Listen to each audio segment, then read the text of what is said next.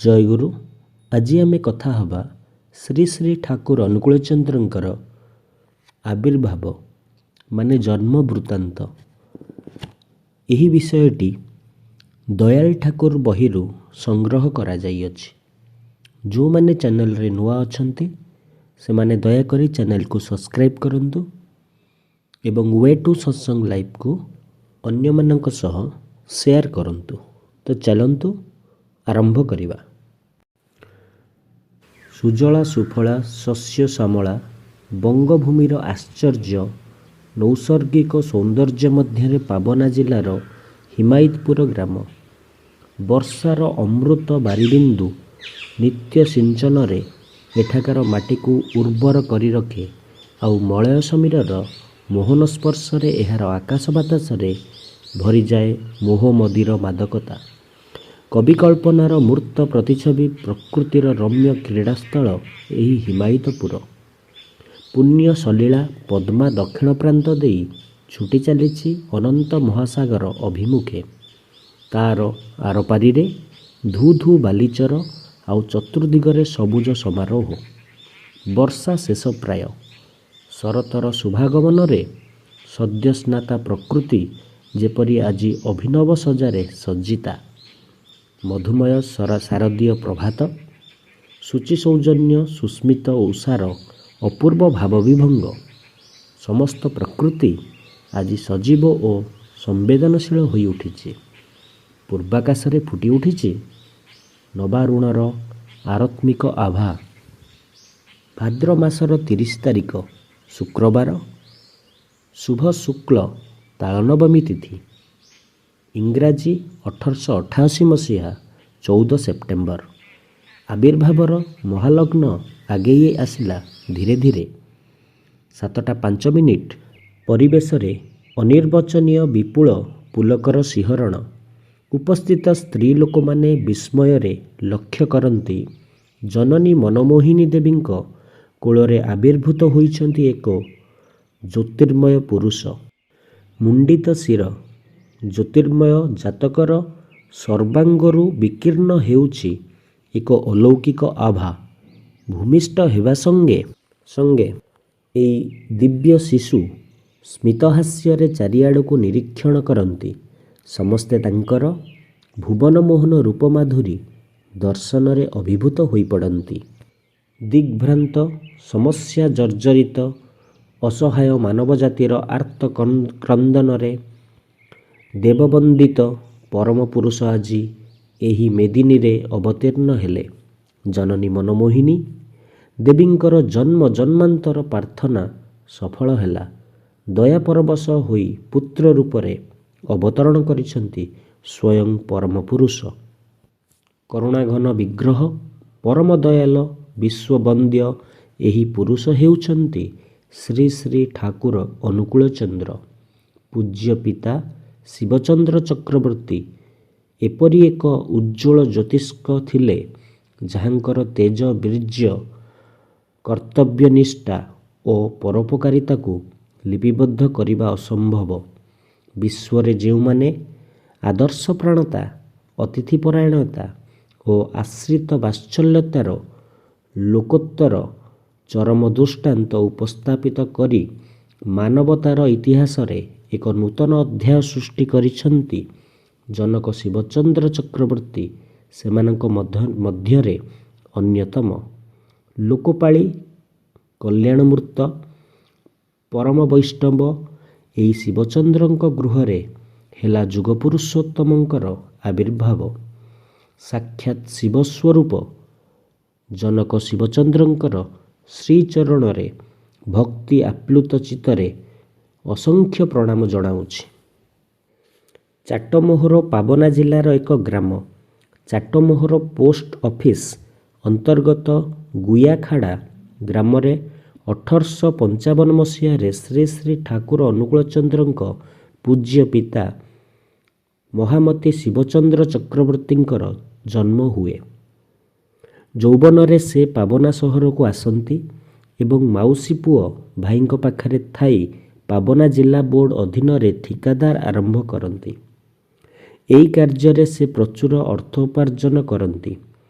24 ବର୍ଷ ବୟସରେ ପାବନା ହିମାୟତପୁରର ଜମିଦାର ଶ୍ରୀ ରାମମୋହନ ନାରାୟଣ ଚୌଧୁରୀଙ୍କ କନ୍ୟା ମନମୋହିନୀ ଦେବୀଙ୍କ ସହିତ ତାଙ୍କର ଶୁଭ ବିବାହ ହୁଏ। ବିବାହର 4 ବର୍ଷ ପରେ ତାଙ୍କର ଶ୍ୱଶୁର ଇହଲୀଳା ସମ୍ବରଣ କରନ୍ତି। ଶ୍ୱଶୁରଙ୍କ ପରଲୋକ ଗମନ ପରେ କେତେକ ଖଳ ପ୍ରକୃତିର ଲୋକ ଶାଶୁଙ୍କ ବିରୋଧରେ ମୋକଦ୍ଦମା କରନ୍ତି। ନିଜ ଆତ୍ମୀୟ ସ୍ୱଜନଙ୍କ ପରାମର୍ଶରେ ଏବଂ ଶାଶୁଙ୍କର ବିଶେଷ ଅନୁରୋଧ କ୍ରମେ ଶିବଚନ୍ଦ୍ର ଗୁୟାଖାଡ଼ା ଛାଡ଼ିବାକୁ ବାଧ୍ୟ ହୁଅନ୍ତି ଏବଂ ସ୍ଥାୟୀ ଭାବରେ ହିମାୟତପୁରରେ ବସବାସ ଆରମ୍ଭ କରନ୍ତି। ଜନନୀ ମନମୋହିନୀ ଦେବୀଙ୍କର ଜୀବନ ମଧ୍ୟ ବଡ଼ ଅଲୌକିକ ଓ ମହିମାନ୍ୱିତ, ଯାହାଙ୍କର ଶୁଭାଗମନ ବିଶ୍ୱରେ ମୂର୍ତ୍ତ ମଙ୍ଗଳର ଅବତରଣ ଆଧାର ସ୍ୱରୂପ, ଯାହାଙ୍କର ହୃଦୟ ସେହି ଅସୀମର ଅର୍ଚ୍ଚନାରେ ପରମ ପୁରୁଷଙ୍କର ଦିବ୍ୟ ଜନ୍ମର ପ୍ରଥମ ନୀଳାକ୍ଷେତ୍ର ହୋଇଉଠିଲା।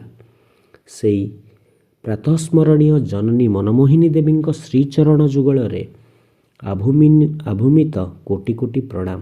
ଜନନୀ ମନମୋହିନୀ ଦେବୀଙ୍କ ଜନକ ରାମେନ୍ଦ୍ର ନାରାୟଣ ଜଣେ ପ୍ରତାପଶାଳୀ ଜମିଦାର ଓ ରାଧାକୃଷ୍ଣଙ୍କର ଅନନ୍ୟ ଭକ୍ତ ଥିଲେ। ସେ ପ୍ରତ୍ୟହ ରାଧାକୃଷ୍ଣ ବିଗ୍ରହର ଉପାସନା କରୁଥିଲେ। ମନମୋହିନୀ ଦେବୀଙ୍କ ବୟସ ସେତେବେଳେ ମାତ୍ର 6 ବର୍ଷ। ବାଲ୍ୟାବସ୍ଥାରୁ ତାଙ୍କ ମନରେ ଜାଗି ଉଠେ ଈଶ୍ୱର ପ୍ରାପ୍ତିର ପରମ ଆକୁଳତା। ସାଙ୍ଗରେ ବସି ରାଧାକୃଷ୍ଣଙ୍କ ପୂଜା କରିବାର ପ୍ରବଳ ଆକାଂକ୍ଷା।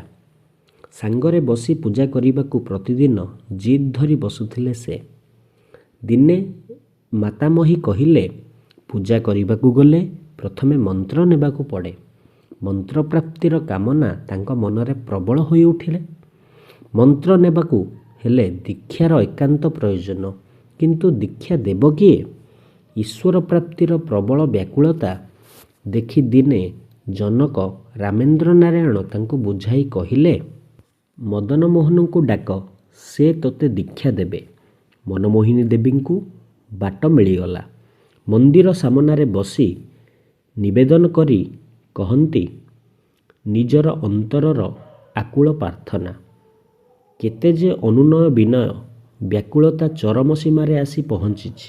ଈଶ୍ୱର ପ୍ରାପ୍ତିର ଦେବଦୁର୍ଲଭ ପରମ ବେଦନାରେ ଦେହ ମନ ଆଚ୍ଛନ୍ନ। ତୀବ୍ର ଉତ୍କଣ୍ଠାରେ ଆଖିରେ ନିଦ ନାହିଁ। ଅଶ୍ରୁଧାରାରେ ବକ୍ଷସ୍ଥଳ ଭାସି ଯାଇଛି। ସେ ଏକ ନିଝୁମ ରାତି। ଚାରିଦିଗ ନିସ୍ତବ୍ଧ। ନିଦ୍ରାଚ୍ଛନ୍ନ ସାରା ବିଶ୍ୱ। ମନମୋହିନୀ ଦେବୀ ସାନ ଭାଇ ଲୋହାକୁ ସାଙ୍ଗରେ ନେଇ ମନ୍ଦିରରେ ଉପସ୍ଥିତ ହୋଇଛନ୍ତି। କିଛିକ୍ଷଣ ପରେ ଭାଇ ନିଦରେ ଶୋଇପଡ଼ିଲେ। ରାତ୍ରିର ନିର୍ଜନ ପ୍ରହର। ହୃଦୟରେ ଈଶ୍ୱର ପ୍ରାପ୍ତିର ଚରମ ଉତ୍କଣ୍ଠା। ହଠାତ୍ ଏକ ଦିବ୍ୟ ରଶ୍ମିର ଆଲୋକରେ ମନ୍ଦିରଟି ଉଦ୍ଭାସିତ ହୋଇ ଉଠିଲା। ମନମୋହିନୀ ଦେବୀ ବିସ୍ମୟ ବିଭୋର ହୋଇ ଦେଖନ୍ତି, ମନ୍ଦିରର ରାଧାମାଧବଙ୍କ ବିଗ୍ରହ ସ୍ଥାନରେ ବସିଅଛନ୍ତି ଏକ ଜ୍ୟୋତିର୍ମୟ ପୁରୁଷ। ଅଧରରେ ତାଙ୍କର ସ୍ମିତହାସ୍ୟ, ନୟନରେ ପ୍ରୀତି ପ୍ରଦୀପ୍ତ ପ୍ରସନ୍ନତା। ସିଂହାସନରେ ଉପବିଷ୍ଟ ଦିବ୍ୟ ପୁରୁଷଙ୍କ ସମ୍ମୁଖରେ ଧୀରେ ଧୀରେ ସ୍ୱର୍ଣ୍ଣାକ୍ଷରରେ ଭାସି ଉଠିଲା 4ଟି ଅକ୍ଷର। ମନ୍ତ୍ର ପ୍ରାପ୍ତିରେ ଓ ଜ୍ୟୋତିର୍ମୟ ପୁରୁଷଙ୍କ ଦର୍ଶନରେ ମନମୋହିନୀ ଦେବୀ ଅଭିଭୂତ ହୋଇ ପଡ଼ିଲେ। ସ୍ନାୟୁତନ୍ତ୍ରୀ ତାଙ୍କର ଝଙ୍କୁର ହୋଇ ଉଠିଲା। ନାମରୂପୀ ପରଶମଣିର ପ୍ରାପ୍ତିରେ ଉଦ୍ବେଳିତ ହୋଇ ଉଠିଲା ତାଙ୍କର ଅନ୍ତର। ବେଶ୍ କେତେ ବର୍ଷ ପରର କଥା। ଦିନେ ନିଜ ଦେଢ଼ଶୁରଙ୍କ ପୁତ୍ରବଧୂ ବିନ୍ଧ୍ୟବାସିନୀ ଦେବୀଙ୍କ ଘରେ ପଶ୍ଚିମ ପ୍ରଦେଶରେ ଜଣେ ମହାପୁରୁଷଙ୍କ ଫଟୋ ଦେଖି ତାଙ୍କର ଶରୀରରେ ଶିହରଣ ହୋଇଲା ଏବଂ ସେ ସଂଜ୍ଞାହୀନ ହୋଇପଡ଼ିଲେ। ଏଇ ଫଟୋ ଯେ ତାଙ୍କରି ପୂର୍ବ ପ୍ରତ୍ୟକ୍ଷଦୃଷ୍ଟ ସେହି ମହାପୁରୁଷ। କିନ୍ତୁ କିଏ ଏଇ ମହାପୁରୁଷ? ସେଇଦିନ ସେ ଜାଣିପାରିଲେ, ଇଏ ହିଁ ହେଉଛନ୍ତି ଆଗ୍ରା ସତ୍ସଙ୍ଗର ସନ୍ଥ ସଦ୍ଗୁରୁ ଶ୍ରୀ ଶ୍ରୀ ହଜୁର ମହାରାଜ। ଅବଶେଷରେ ସେ ଦିନେ ତାଙ୍କର ଶ୍ରୀଚରଣରେ ଉପନୀତ ହେଲେ। କେତେ ଯେ ଆନନ୍ଦ ମଧୁର ଥିଲା ଏହି ଭକ୍ତ ବାତ୍ସଲ୍ୟ ଅପୂର୍ବ ମିଳନ ପର୍ବ, ତାହା ଅବର୍ଣ୍ଣନୀୟ। ତ ଏହା ଥିଲା ଶ୍ରୀ ଶ୍ରୀ ଠାକୁର ଅନୁକୂଳ ଚନ୍ଦ୍ରଙ୍କ ଜନ୍ମ ବୃତ୍ତାନ୍ତ ଏବଂ ତାଙ୍କ ମାତା ପିତାଙ୍କ ବିଷୟରେ ସଂକ୍ଷେପରେ କିଛି। ଶ୍ରୀ ଶ୍ରୀ ଠାକୁରଙ୍କର ଏହି ଜୀବନୀକୁ ଅନ୍ୟମାନଙ୍କ ସହିତ ସେୟାର କରନ୍ତୁ ଏବଂ ଚ୍ୟାନେଲକୁ ସବସ୍କ୍ରାଇବ୍ କରନ୍ତୁ। ଆଗକୁ ଶ୍ରୀ ଶ୍ରୀ ଠାକୁରଙ୍କ ବିଷୟରେ ଏହିପରି ନୂଆ ନୂଆ କଥା ଜାଣିବା ପାଇଁ। ଆଜି ପାଇଁ ଏତିକି। ଜୟ ଗୁରୁ।